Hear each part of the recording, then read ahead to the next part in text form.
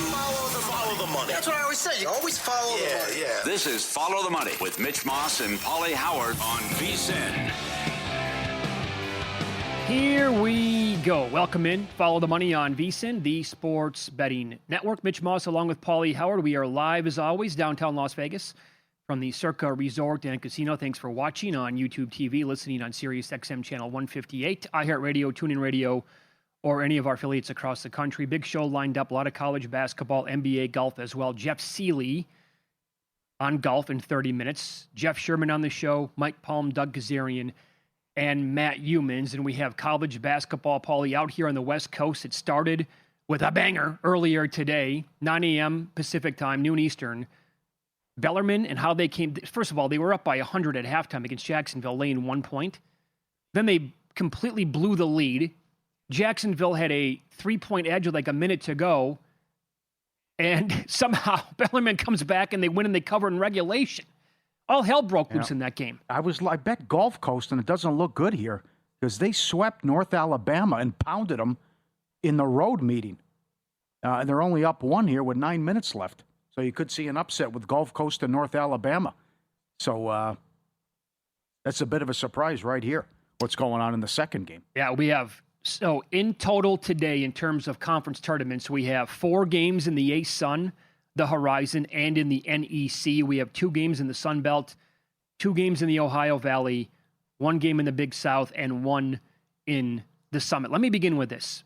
And trends don't pay the rent, but some of the numbers going back in recent years for some of these conferences, Steve Makinen does a great job tracking all the numbers and sending them out at vsin.com.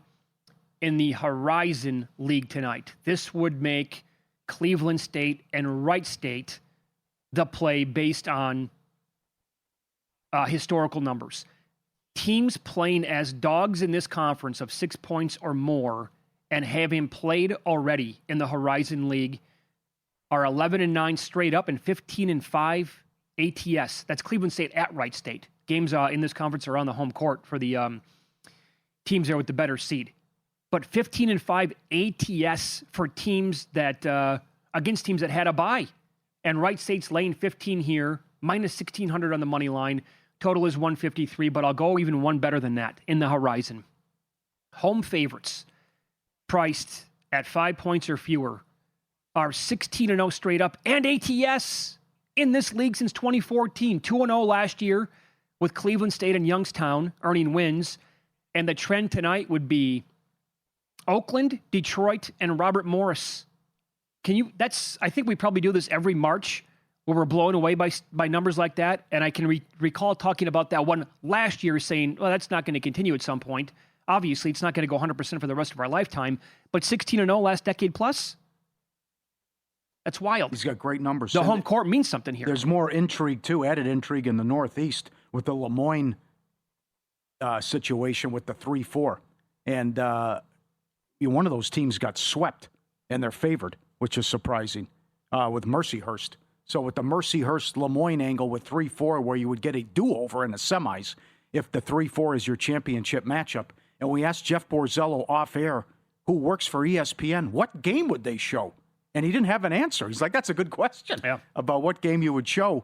I would think you would show the game that determines the automatic bid at that point, and not the game with Mercyhurst and Lemoyne. Well, two things on that. And that's a lot of intrigue. Maybe, Long Island just runs away with it, and it's much ado about nothing. But that would be fantastic. A weird angle here if that's your 3-4 championship game, and you get a do-over to decide the automatic bid. First of all, I don't know, with this dumb rule in place where they have to wait before they're eligible to actually make it to the NCAA tournament, why have the teams play in the conference tourneys? And then if we happen to get why play the game? Like, what's the point? You're going to tell me that the kids are going to cherish that for the rest of hey, we went out there, we won the conference tournament, big deal for us, but you know what? That's it. That's our season then. How is there any logic behind this entire idea? Well, I could see that means something if they win it, actually. But I would agree they shouldn't be allowed to participate. If you're not eligible, you shouldn't be allowed to participate. No, don't even put them in the conference tournament. I'm fine with that, too. Yeah. What do you have for bets in pocket as of right now, other than the Gulf Coast? You have I took Ohio +6 on Friday. That number is up already. We'll see if Miami of Ohio can do this. And ESPN2's picking the game up. So it's just a struggle bus, right? They're winning, but they have to win by 2 in these games, and all the pressure that's on them. And they were even at home last night, and they had a comfortable lead, and next thing you know, it's close. So now they go on the road, and your great angle with the Red Hawk connection that Ohio's on spring break early, so there won't be a lot of fans. But can they finish this and get to 31-0? That's available +6. And there was a good Adam Burke put me on another game again. He had a good write-up again on Monmouth yesterday. Put it on my radar. Yep. They had a double-digit lead at halftime. They were phenomenal offensively. LaSalle's terrible. And Fordham, even in spite of their record, has won 4 of their last 5. So Fordham laying 2.5. You can go $1.50 on the money line tonight against LaSalle. I like that game as well. And boy, was UNLV easy. We have to rethink this in the Mountain West. Well, okay, so UNLV, if you went to bed, UNLV catching 8 beat Utah State by 27 points. They killed them. They were getting 15 on the road and beat them by double digits. Right. Factor this, put this in your memory bank if they meet in the conference tournament. Well, so here's the thing. Number. Watching that game unfold last night, I'm thinking to myself, okay, so maybe UNLV on their home court will be capable of actually winning the tournament. They haven't won it since Kruger, right? Back in the I think you're right. Like 07. Mm-hmm. It's been almost 20 years now, and Yeah. they get it on their home court every single year. Travesty what has happened to the program overall, but that's another story altogether. And I'm thinking, like probably a lot of others, like maybe UNLV can win that conference tournament, but at the same time, because of their what's their number going to be when that comes out? It's not going to be close to, I think, where it would have been had they, won a close game or lost last night. What do you do? I mean, I know it's not a true home court, but if they've blown them out twice, they were a 15-point dog and an 8-point dog. They beat them by double digits and beat them by 27 last night. And UNLV, by the way, is playing pretty good basketball right now. Maybe this is the team that could be a bid thief. And you talk about that with so many of the other leagues, and maybe we're staring at one right here in the face. Yep. And there's also the Summit League in action tonight. Another good angle here from Steve Makinen. It's Missouri, Kansas City. More on them coming up in a second. Oral Roberts, they're laying about 7.5 or 8 in this game. Over the last 2 Summit League tournaments, under is 13-3, 81%. And I think my rationale on that is because the Summit League has always been one of the higher scoring conferences in the country, and a lot of those teams play overs a lot throughout the regular season. And then it turns into more of a defensive, minded game in the tournament. But it's more about this first favorites in this tournament. Also, on top of that under trend, favorites are 36-10 straight up, 26-18 ATS overall. That's 59%. Kansas City is one of the worst teams in college basketball, and they are the single worst team out of 360 plus clubs, ATS wise. They were 5-22, missing the cover on average by 6.2 points per game. They just played Oral Roberts spank them. They're only 9-22, the Golden Eagles are, on the year. But KC is a complete abomination. So, I maybe laying the 8 here, getting other creative in other ways would be a way to approach that game coming up tonight. Yeah, it's interesting you bring that up. That angle applies in one of these games in the OVC, Ohio Valley. Edwardsville just beat Eastern Illinois by 27. Now they play again tonight, and Edwardsville's only 4.5. So there's a lot of unique situations like this now with the conference tournaments and who's got swept and who just played and all that too. So that's coming up too at 4 o'clock Pacific. I'll give you the entire list right now. Double revenge. Mm-hmm. It was 1-1 last night. Holy Cross. They got me. Yep. They won. Fort Wayne lost. We have 9 teams today with double revenge. Our buddy Kevin Rogers all over this. North Alabama, Milwaukee, Youngstown, Northern Kentucky, Wagner, Chicago State, KC. Is anyone favored? You know what? I never checked that. That's your big boy. If somehow you were swept, but yet you're favored in round 3. I think there's a stinky line in the horizon. Mm-hmm. So I'm treading lightly, and this number's kind of been all over the map, and it is the Robert Morris game. Adam Burke, that was his pick to win the conference tournament. You can get them right now, 3.5 minus 20. They're up to 4.5 at some spots as well. Why are they that low? I said the same thing. Yep. He has a great case, too, for the over in the Arkansas-Little Rock game as well. Yep. A lot going on. This is fun. And, man, And Man City just allowed another goal. Oh, no. So Man City and Nottingham Forest are tied at 2. And Arsenal leads Brighton 1-0 in the 79th minute. This is huge for the top of the Premier League. Do you know what because I have Man City in a couple cross-sport parlays. They were $8 after they led 1-0 in the second half. Okay, do you know what the future numbers were? Because Arsenal has been on top for, pretty much the entire year. $1.30, I think, something like that. Was that if it? I recall. The Arsenal $1.30 to win, I believe. Oh, yeah. my God. So that's going to open up today significantly, I would think. If this holds, it's a stunner. They were only a minus 220 favorite. But if they would blow 2 leads here against Nottingham Forest, that'd be incredible. And Arsenal can hopefully hang on their $6 in play against Brighton. Good. Let me give you 3 college basketball games that Luke is tracking tonight. Not the Angle. Angle, not good last night, 0-2. But these are with totals. Northern Kentucky, Oakland. 158.5 is the total. Every projection site has it that Luke uses has it going over by at least 4 points. Some of them almost 7 points. North Florida and West Georgia is another one that they have going over 157.5. And Rice, North Texas. Greg Peterson made that total 132.5. 139.5 is the actual number on that one. Torvik made it 133. So 6.5, 7 points below on some, Peterson, Torvik, Eric Haslam's of the world. Luke has been using them to track it the entire college basketball year. Good card tonight in the NBA, including a revenge spot for a player later this evening. And the deeper you dive with the Charlotte Hornets, the better they become. We'll tell you why coming up on Follow the Money. It's VSiN, the Sports Betting Network.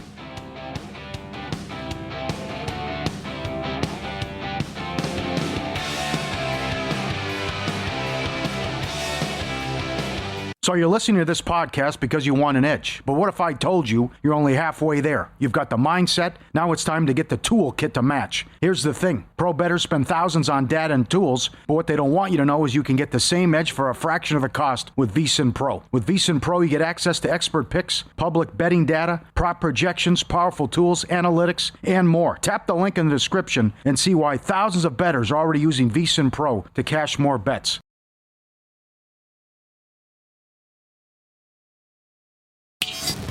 This is Follow the Money on VSiN. Some good games. I'm going to call them important games tonight in the NBA as well. 6 games overall on the schedule. I actually think Charlotte and Boston is the best game of the bunch, but we'll begin here. Oklahoma City and the Knicks. People would probably disagree and say this is number 1 overall. The latest on SGA, questionable / doubtful in the game tonight. They're laying 4.5 in this spot. Total 221.5. Knicks were awesome last night against 4 here at Circa. Boy, they own Toronto. Whoa. Yeah, should have been stronger on that yesterday. Yep. And every time Toronto made a push, the Knicks responded. Yep. And then handled them in the fourth quarter again. So excellent job. And OKC did the right thing, sitting people against the awful Bulls, and the Tankapalooza parlay got there, no problem. Did everyone cover too, except OKC? I mean, a lot of those that were I don't easy. know, but it did win. Yep. And if you play it again tonight, it's $1.25 on the money line with a 3-teamer. I don't know, man. What's the problem? Do you trust Philadelphia? Yeah. It's a good, the opponent, yeah. You trust Portland? Absolutely. Okay. Yeah. Okay. Avia's back. Have at her. Laying 10.5, sure. It's not who you're trusting, it's who you're going against here at 2. I was asked the same question before the show started, and I said, I'm picking my spots. I'm not doing it tonight. I don't trust a couple of the teams that are involved. But I wish everybody luck that's going to continue riding that. You'd be fading Memphis, Utah, and the Pacers. Mm-hmm. So I think it should get there. Knicks since the All-Star break, 5-2 overall, net rating of 7.4, 8th best in the league. 17th best offensive rating since then, 5th best defensive rating overall. But since the break, and in most of these games without SGA, the Thunder, here right in your face again, 6-1 overall. Their net rating's a little bit better, 19th on offense, 3rd overall on defense. The Knicks have been damn hot. I mean, what a streaky team this has been, going all the way back to their cup run. And then since then, couldn't cover a game, got super hot, down again, and now here you are one more time. Well, let's see who plays number 1. That's right. It's also important for the MVP. Number 2, Chet points under. He continues to get there. That won again last night. And it's a big opportunity here for the Knicks, as they've been so good of late. But they have had all their issues against the Thunder, and they've been high-scoring games. Great write-up from Mackin, and as always, VSiN.com with the NBA numbers, and these games historically go over.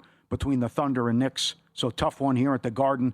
And I have no opinion other than I'll go under 16.5 points for Holmgren in this one. And I know why you're excited about the second game. Let me correct something real quick on SGA. Okay. Before the show started, there was a tweet out from one of the aggregate sites. They tweet out information. They said questionable or doubtful on SGA. He is currently not listed anywhere on the injury report. So I wanted to correct that as well. All right. Go ahead. So the Hornets did it again last night. They had an easy time of it, so I'm not that concerned about the back-to-back because they throttled Dallas. They're on a 14-2 ATS run. They've won 5 in a row by 15 points, and they're now 500. So you can taste playoffs. You can smell division. It's right there for the Hornets. They've been so good. But this is, Boston's impervious to letdowns or bad spots. And what they did against Milwaukee the other night without Cada and Brown and on a back-to-back to blow them out and hold them in the 60s going into the fourth quarter, what a job by Mazzulla. So I'm all for this Hornets team, and it's a great story. It's a lot of points, though, and now 19-2 with that starting 5 in there. One of the best lineups in all of the NBA, what they're putting out.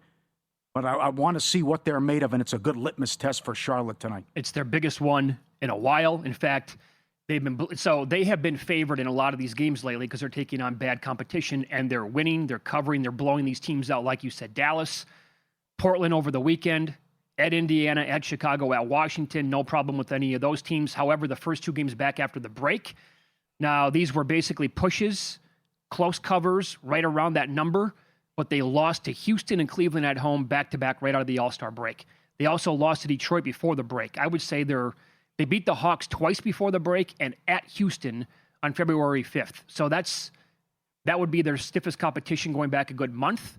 And those are the 3 wins there. But I will point out, again, that if you go even deeper on this team, and I'll throw the Celtics in here as well, they are the best 2 teams since January 1st in the entire league. Charlotte has the best overall net rating since then at plus 11.2.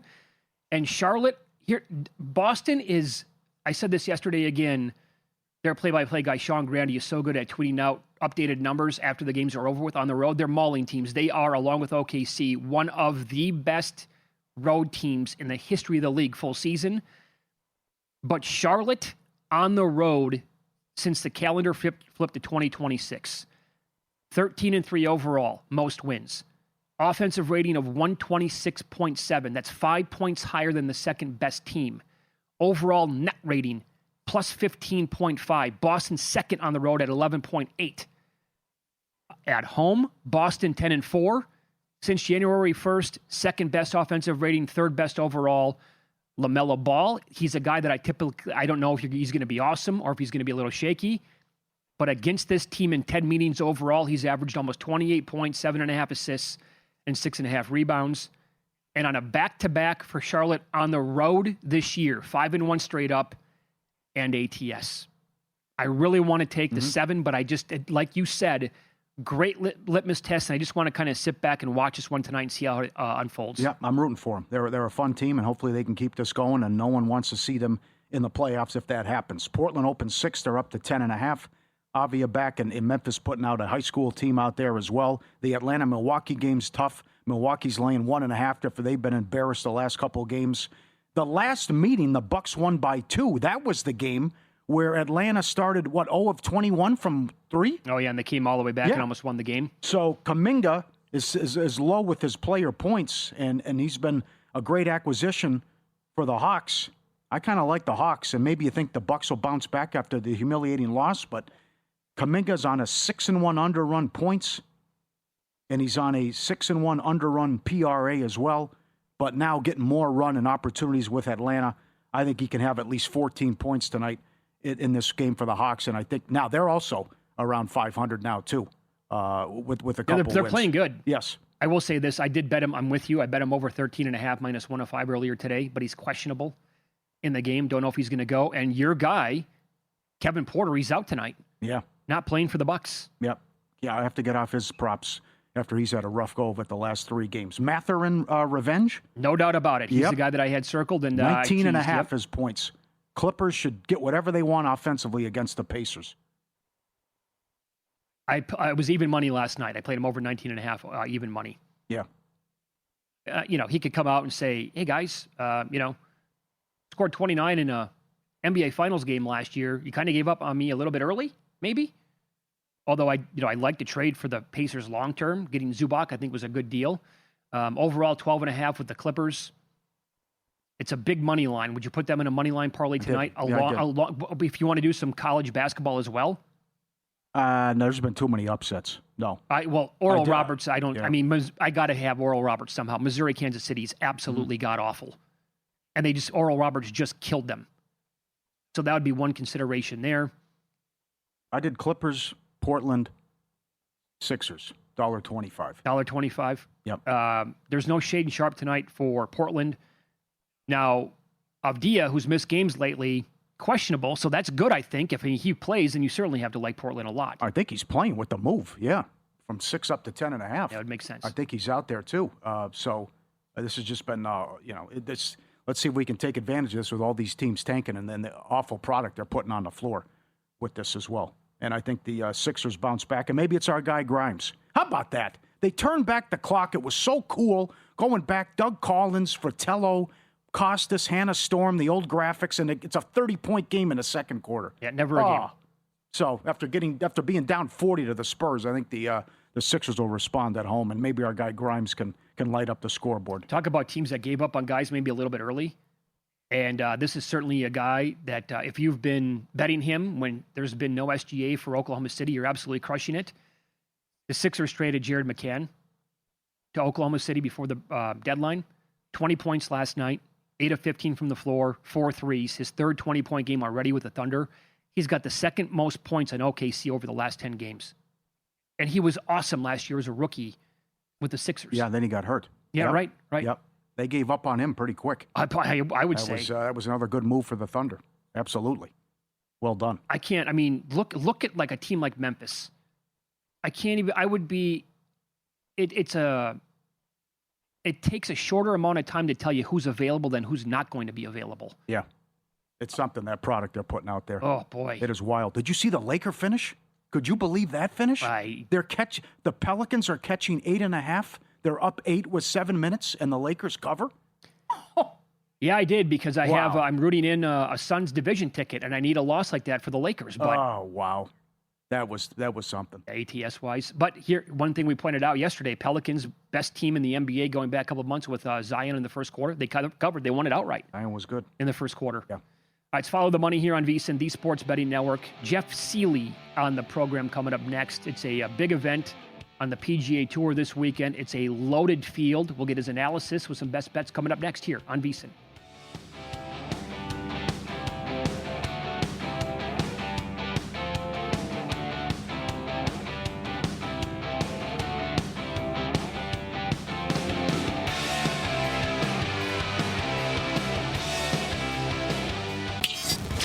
This is Follow the Money on VSiN. Time now for some best bets this week on the PGA Tour. It's the Arnold Palmer Invitational. It's a great field. It's usually a great event. Bay Hill Club, Orlando, Florida. And our buddy Jeff Sealey joins us now on the Progressive Guest Line. Follow him on X at Cupmaker Jeff. And the Cupmaker podcast is being recorded a little bit later on tonight. Let's begin here. How tricky of a course is this typically because of the layout for the golfers involved, Jeff? Yeah, no, it can be really tough, right? I mean, there's 85 bunkers. There's water come into play on at least half the holes. But what's really interesting this week that wasn't so much into play last week is there's a lot of runoff areas. So chipping is going to be huge this week, a lot more than it normally is. So I think we're going to see, especially if the wind picks up, I think we're going to see potentially a challenging event, which I'm excited about. Okay, and you're fading the two guys at the very top, Scotty and Rory. You're going to begin your card with Tommy Fleetwood, who finished tied for 7th a couple of weeks back at the Genesis Invitational. How are you betting Tommy this week, and why do you like him? Yeah, so I'm betting him. I bet a little bit on the outright and the winner without, but I really like a top 10 play here at plus 150 or so. I think his history and his form make him a great top 10 play. He's played this event 9 times. He has 4 top 10s. So, and he's in the best form he's ever been in. As I've said on the show before, I think he's the number 2 player in the world right now. So if I'm nitpicking, his iron plays, but a little inconsistent so far this year, gaining twice and losing twice pretty badly with his irons. but still, he managed the T7 at the Genesis, as you mentioned, and he lost strokes on approach. So if his irons are at least just decent, I think he can contend for the win, and if they aren't, he's proven that he can grind out a top 10. So I do like Tommy a lot this week. How about your first guy to win, Fitzpatrick, and how'd you play it? Yeah, so Fitzpatrick, again, I played him in the winner without market. I think he's going to be a popular pick this week, but for very good reason. Over his last 100 rounds, he's top 5 in the field in tee to green, approach, and birdies or better. All 3 of those things, he's top 5 in. Those are 3 of the 7 stats I used to build my model this week, so clearly he's a very good fit. His form is good with a win, a top 10, and a top 20 in 3 of his last 5 events. He has a runner-up finish here and 3 more top 10s, so we know he can get it done at the API. Another runner-up finish with Scotty in the winner without, and we cash our tickets. Definitely like him outright, but I'm going to play him some top 10 as well. Okay, a little bit down the board now. This is a guy who's turned into one hell of a golfer, and you have made the case for him going back, I want to say, at least a couple of years here on the show, but you like Jake Knapp this week as well? And look at his price, Mitch. We've come to the point now where Jake Knapp, who's 31-1 in the winner without market, is the same price as Hideki and Oberg. I mean, that is how much respect this guy's getting in the markets now. And for those who missed it, here is 2026 finishes: 11th, 5th, 8th, 8th, and 6th. I mean, that is unbelievable. He's plus 260 top 10 this week. Hard to not like that a lot, so I'm going to play Jake Knapp top 10 at plus 260.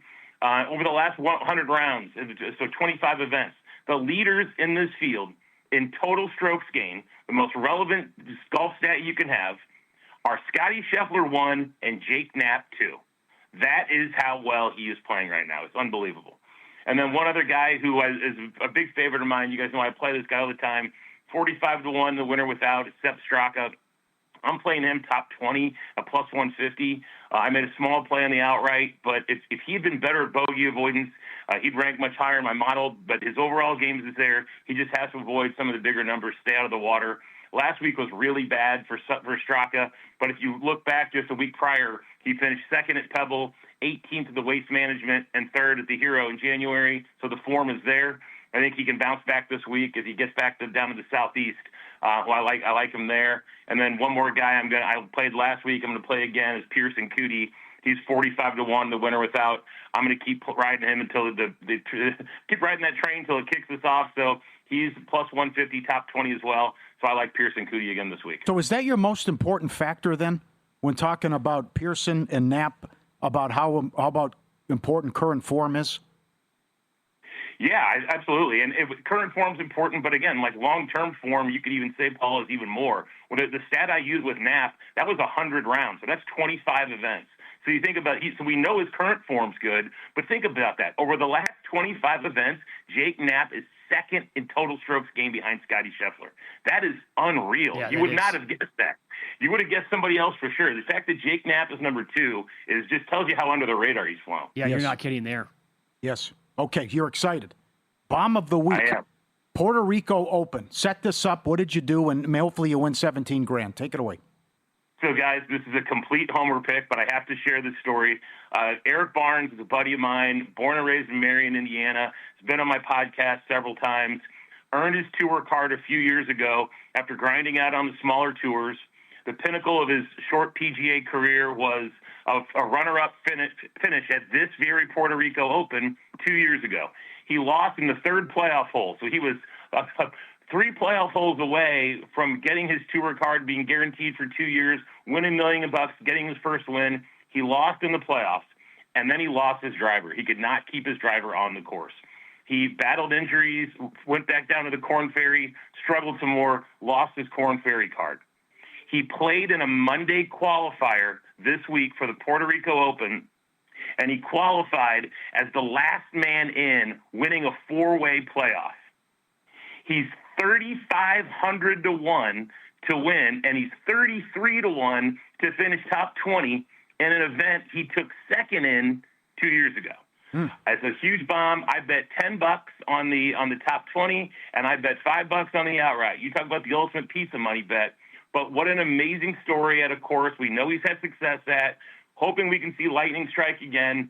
And, guys, if nothing else, it's going to be a great story. And if he can make a run at the end of this thing again, it's going to be must-see TV. So I'm really excited and pulling hard for my guy Eric Barnes this week. 3,500 to 1, which you rarely see listed for like any golfer anywhere, and 33 to 1 top 20. And this guy, you've talked about him before on this show. You said that he was the podcast, guest with you as well. So, and he finished second here before? 2 years ago, yes. Took second 2 years ago. And the funniest part was a guy from Indiana came to watch him, and the guy's like legally blind, so he brought his dog, and Barnes was taking a backswing, and the dog, who never barks, barked in his backswing, and he like chunked a chip in the playoffs. I mean, the ultimate irony. It was so bizarre. Like the ultimate irony that the whole scenario was so crazy. He ended. I mean, obviously things are a little different in Puerto Rico, but he ended up taking second in this, and now what a story. After battling back from injury, losing your card, if he could make a run, it would blow away the Anthony Kim in reality, because I mean this guy, at least Anthony Kim was once one of the best players in the world. This guy has just been fighting, and now he's got some pretty incredible odds. So this would be a lot of fun. That would be one hell of a story. Well, we wish you luck with that. Great analysis as always, Jeff. Thanks for the time. Best of luck this week. Thanks, fellas. Take care. On X, at Cupmaker Jeff, and the Cupmaker podcast is getting recorded later on tonight, and he joined us on here on the Progressive Guest Line. It's like Hideki in the tee shot where the employee drops a chair right when he's ready to hit the ball. Yeah. Incredible. Okay, here's the updated numbers. Man City draw cashes plus 390. They blew a 1-0 and 2-1 lead at home to Nottingham Forest. Arsenal won. Arsenal's now $5 to win the Premier League. Golly. That's at DraftKings. Arsenal wins. Man City gets the draw. Incredible. It's right there for him now.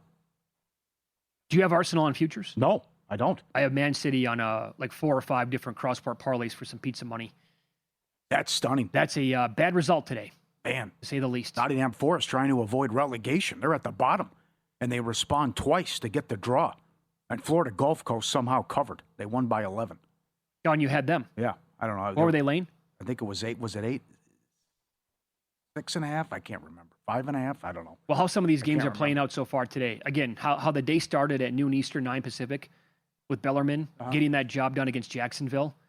They're up by, again, here, let me double check. I want to say it was like 17 points at halftime. They're cruising, and our buddy Max Hoffmeyer was on them.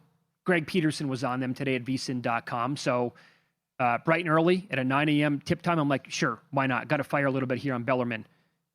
And, 47-32 was the score at halftime. Jacksonville hits them like a Tyson uppercut with a huge run to begin the second half that wouldn't stop. They take the lead. I'm like, okay, this game's over with. I hop in the shower, I get out, they won and covered in overtime. Or in regulation. It doesn't even go to overtime. Silly turnovers, missed free throws, and then all of a sudden, just like, there you go. Bellarmine down 3 late. Somehow they win by 3. Lane 1 point. Yeah, Gulf Coast lane 7.5. Can you run that angle down again, too? With the double revenge? That's a good angle, because these really come into play here. Do you want the teams? Yeah, because that's why I like Gulf Coast today. They swept their opponent, North Alabama, and they body slammed them in one of the games. Okay, here's what I'll do. I'll send Luke, if you don't mind. That's a good list. I'm going to send the list over to Luke, and maybe he can put together something with the point spreads and all, so we have it all in front of us. I have the list of teams, but... Good. Like, what's going to change? I'm the better team anyways, and I swept you? I'm going to beat you again. That's how I look at it. Yeah. Just with how much? Win some, lose some is up next, and kind of a big trade today in the NFL. Details coming up here on VSiN.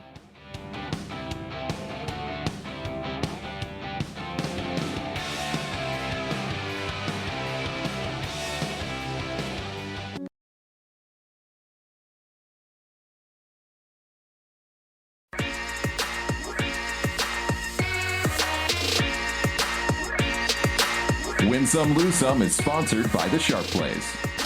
Were you a winner last night? Wow, winning. Or was it a rough one? Well, they can't all be winners, can they? Loser! You're a loser! Pauly Howard recaps the night in sports betting in Win Some, Lose Some. Just one final. Man City, Nottingham Forest, draw plus 390. Yesterday, Wolverhampton 6-1. Shocked Liverpool. Sunderland plus 360. Beat Leeds. Brentford, Bournemouth draw plus 260. Oilers did it again. At least 7 goals in a game, 11 in a row. and they've allowed 4+ goals in 8 of the last 11. They win 5-4 in overtime. Home teams won 8-4 in the NHL. They can't overcome this year, can they? No, it's too bad. No way. The goaltending and defense is horrible. Yep. Oklahoma State plus 320. UNLV 3-1. When do you see that? An 8-point dog wins by 27. Unbelievable. TCU plus 350. Finally, that comes in. Love the spot. Bad spot for Texas Tech. UNC Wilmington Elon under 149.5 to 145.5. UNLV Utah State under 161 down to 156.5, 92-65. Suns Kings under 227 down to 222. That was a winner as well. Subscribe, be part of the team, vsin.com. Our radio and podcast friends always want to see these tweets and videos. At Pauly Does Vegas on Instagram. Send them in, we'll put you on. I think we've shown this one before, but it's so good, where the beagle is caught red-handed, jumping on a counter and grabbing the pizza, and then when he looks over with the pizza in his mouth, when he knows that the camera's got him, and he's on candid camera looking over. Slow motion all of a sudden? Sure. Yeah, now what do I do? You're just going to drop it? They got me. I don't know. He's stuck? He freezes. Yeah, freezes. Oh. Jumps up. It's a total setup. They leave the box up there for him opened, and he jumps up and grabs the pizza. Oh, God. And they got me. I know. Got me. That's such a good-looking dog. Love beagles. That's excellent. How about the dog here in the snow? Where he's just having a moment? Where he's just a little snack? He's one with the universe and one with the snow. What's a little icy? Yeah, right. Taking a bite. Just look, what of it? What's your problem, right? I'm out here minding my own business, having some snow. That's a good one. Excellent. And this was at a halftime of, I think it was the Purdue game. Look at how smart these dogs are. But the guy comes in. Whoa. Yeah, helping the human jump rope. 2 of them holding it, and the other one comes in off the side, and he partakes in the activity. Damn, that's good. He comes in the exercise. That's excellent. That's talent right there. Yeah, she gets a great ovation from everyone. That should be like the biggest halftime show going. That's better than Ren Panda. Oh, absolutely. With all the plates. Look at that. Jumping rope, 2 dogs helping out, and the other dog jumping every single time. What's the more impressive part here? The 2 dogs actually with the ropes in their mouths going back and forth, timing like that, or the dog who comes in and jumps and gets it right? I would say that they're able to do this with the human, hold it in their mouth. Wow. Absolutely. Great. Lose some. Lakers Pelicans over. 235 up to 242. No chance. Townsend Stony Brook over.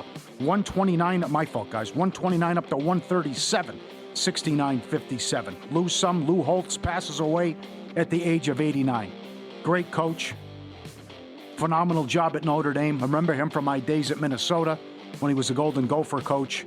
And I remember him grabbing the Notre Dame player by the face mask after he got out of line. How that team was humming, and I met, who was Tony Rice? I met him once. Yeah, for sure. Quarterback, yeah. Yeah, the quarterback. Oh, you did? Yeah. Yeah. I'll tell you, Paul, that feels like part of our childhood, which is ripped out, man. And here's the thing about Notre Dame. And I grew up in the Midwest, so I think it was a national thing, I think. But certainly in that part of the country, you either loved Notre Dame or you completely hated them. There was no in between. They were like Duke in football. That's exactly right. Because they were always good. I think they were probably before Duke, actually, right? Because the Leitner years really took off, like in the 90s. But I had plenty of friends who loved Notre Dame. I never did. I was on the opposite side. I hated Notre Dame. But that to me was must-watch TV because I wanted to, back when I really cared about like wins and losses as a fan more than anything else. The Glenn Foley game. I wanted to watch him lose every week. Yep. Senators money line. They're up 4-2 in the third and up 4-3 with a minute left and lost. And the Pelicans plus 8.5, led by 8 with 7 minutes left. The Lakers won by 9. Founded in 2011, the Sharp Plays just completed another dominant run, including a 2025 campaign that saw Bankrose double. 15 straight years of winning, all documented, records and logs posted publicly, sharpplays.com. When the Sharp Plays move, sportsbooks take notice. Advanced AI tools, trusted insider intelligence, identifying price value before the numbers shift. Respected, watch, feared. Jeff and the crew at Sharp Plays. Start winning with them.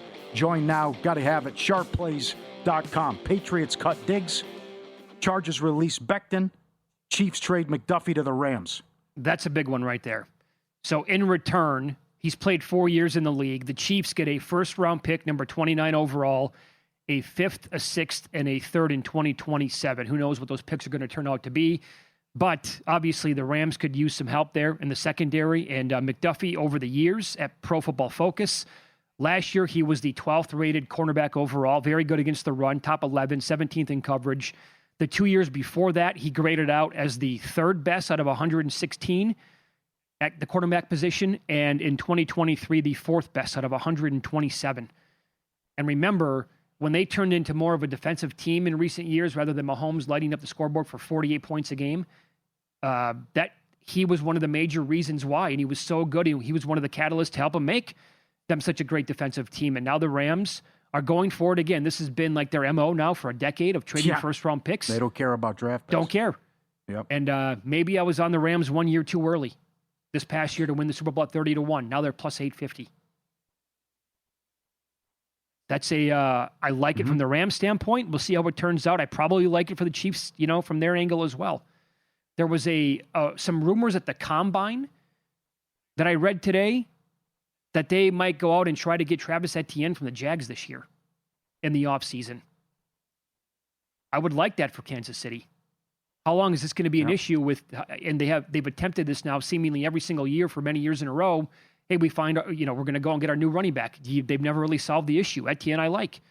And the other one, I guess, at the Combine was big rumor was Mike Evans to Buffalo, which they're one of the shortest shots to get him. Yep. Kyler Murray's $1.10 at DraftKings to go to the Vikings. How about that? And a good job, hey, guys, by Johnny Avello putting that up already. The Jets are plus 150, I think, and the Steelers are 13-1. Okay. If you want to make a drive to Arizona. I asked our next guest, Jeff Sherman. He does all the NFL numbers with Ed Salmons over at the Westgate. He's coming up in about 8 minutes. I said, would Kyler Murray to Minnesota do anything for you? Jeff told me in response, for me, no. Slight adjustment in odds due to perception. That's about it. That division with Kyler Murray, though, at quarterback, it's going to get better. The division's only going to continue to get better. It's been the best division in football for 2 years running. Well, maybe it wasn't better than the NFC West last year, but you get my point. Where would Kyler Murray rank in terms of quarterbacks overall in the NFC North if he goes to Minnesota? I thought about that today. I think he's got to still be the fourth best quarterback in the division, right? Yeah, but he's a huge upgrade, though, for the Vikings if that happens. And certainly I think they become a player in the NFC if they make that happen. Are they punting on McCarthy too? They're basically saying they're going to give up on McCarthy. Mm-hmm. Is it too early? Well, apparently there's stuff inside the locker room and issues about that funky face after they beat the Bears on Monday night, the 9 memes and the face war paint and all that stuff too. Yeah, I think there's more about they're concerned about maybe he could be fragile. I don't know.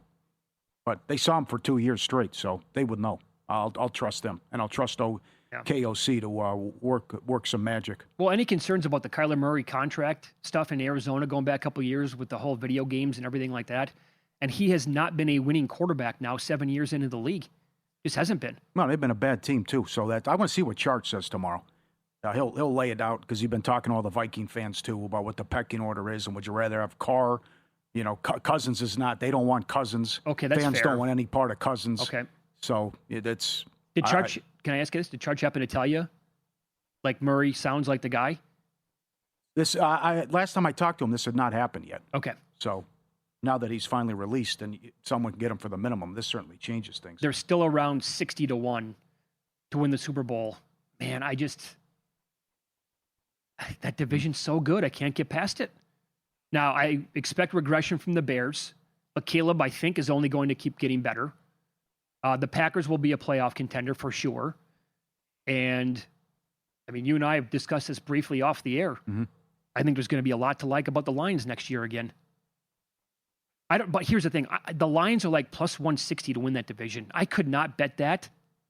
That number in a loaded division that could get better if the Vikings improve at quarterback. I can't take plus 160 right now. I couldn't take plus 160, I don't think, in September. His best take, I think, is going to be about the ramifications of the trade and what this means for Gibbs' fantasy. Oh, he's certainly the guy that you want to circle for later on this year to win Offensive Player of the Year. And I'm in a deep fantasy league where you can keep guys for 3 years. Yeah, I can't keep – this was his third year. Can't keep him anymore.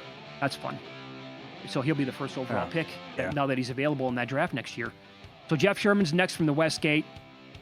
We'll talk about respected money, this week's golf tournament, who he likes, tanking teams in the NBA, and how he thinks the MVP award will play out on Follow the Money VSiN, the Sports Betting Network.